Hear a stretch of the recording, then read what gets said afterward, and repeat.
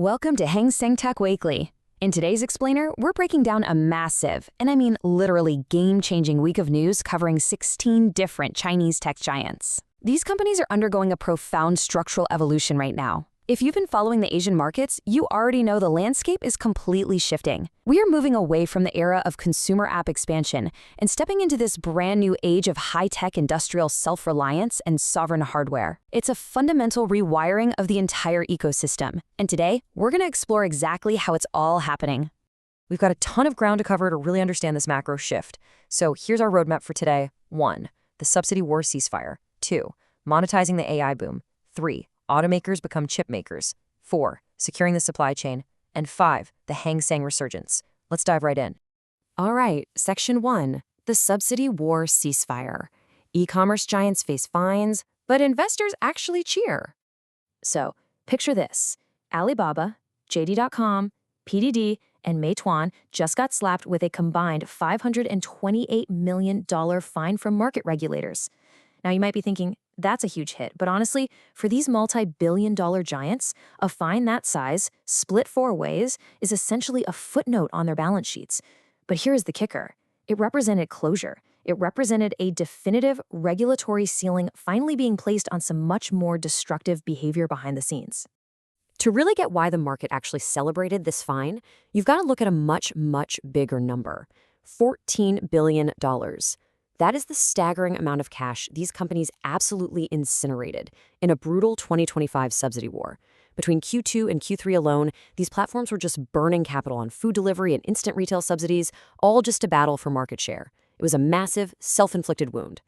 So that regulatory fine, it wasn't a systemic blow at all. It was actually the state stepping in to mandate a much-needed ceasefire to this endless growth-at-all-costs cash burn. And the aftermath of this ceasefire is exactly why investors are so optimistic. The end of this price war shifts the focus entirely back to fundamental margin recovery for these e-commerce titans. Look at JD.com. They pulled back on the subsidy throttle, and instantly, their food delivery segment swung to a positive $555 million operating cash flow, bouncing back from a massive loss the previous year. Then you have Meituan, which suffered an estimated 24 billion yuan net loss just defending its turf. They are finally on a path back to margin normalization. In Alibaba, they get to exit this war resting on a completely impenetrable $80.1 billion cash fortress, which allows them to pivot their immense resources straight into our next topic. Which brings us to Section 2, monetizing the AI boom. Capital floods into artificial intelligence and software. With those consumer subsidy wars fading into the rearview mirror, we're seeing a massive reallocation of capital into the next big frontier. And we are no longer just talking about building cool language models, we are talking about turning them into highly lucrative integrated products. Kuaishou's video generation tool, Kling AI, has already hit a $500 million annual recurring revenue run rate, and they are actively targeting a $20 billion spinoff.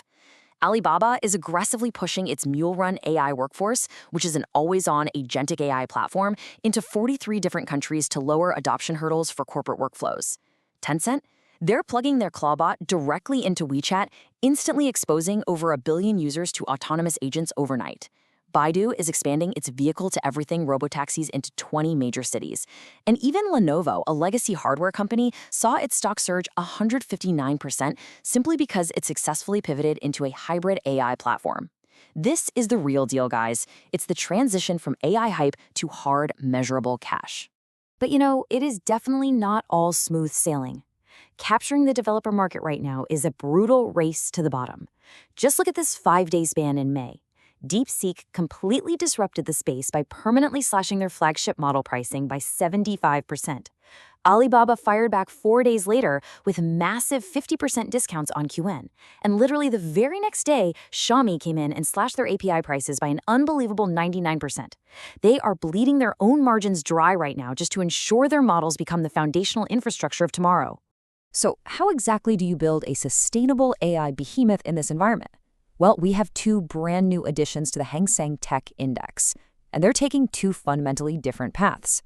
Take Zhipu AI, for example. They are playing the high-margin enterprise game. They boast a massive 41% gross margin because they focus on sovereign hardware, running their models natively on Huawei Ascend silicon. That is highly attractive to state-owned enterprises that want a sanction-resistant tech stock. Minimax, on the other hand, is playing the consumer volume game.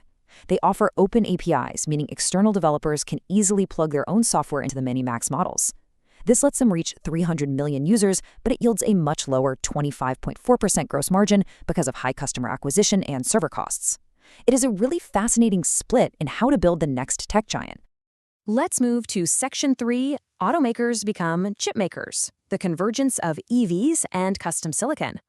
This is honestly one of the most fascinating shifts we're tracking right now. Automakers are looking at traditional third-party chip suppliers like NVIDIA or Horizon Robotics and deciding they want to bring everything in-house. It's a brand new electric vehicle matrix. Xiaomi's custom Xuanji 01 chip has already surpassed 1 million shipped units, powering their 900-volt HyperOS ecosystem. XPeng is putting 4 of its own Turing AI chips into its new flagship GX SUV. Li Auto has officially mass-produced its Mach 100 chips for its luxury line, and BYD is rolling out its in-house advanced driver assistance systems chip with a completely wild promise of zero crash cost coverage. What you should really take away from this is that these companies no longer view themselves purely as automakers.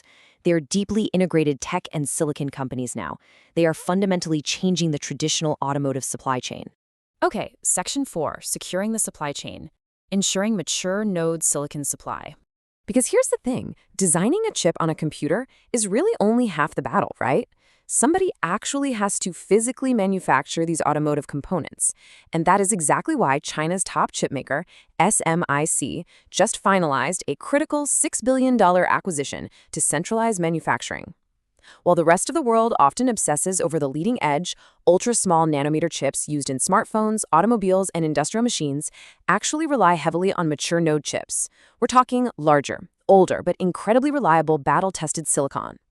This massive acquisition secures the exact type of robust, high-volume manufacturing capacity these automakers desperately need to make their vertical integration strategies a reality. It's an absolute game-changer for the entire sector's supply chain resilience. Finally, let's wrap things up with Section 5, the Hang Seng resurgence, a capital market realignment.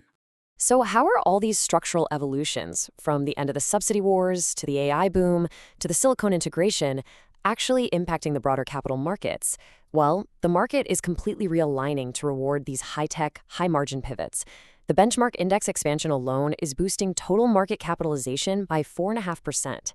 We're seeing projections of up to $1 billion in passive fund inflows targeting stabilized giants like Tencent, Baidu, and NetEase.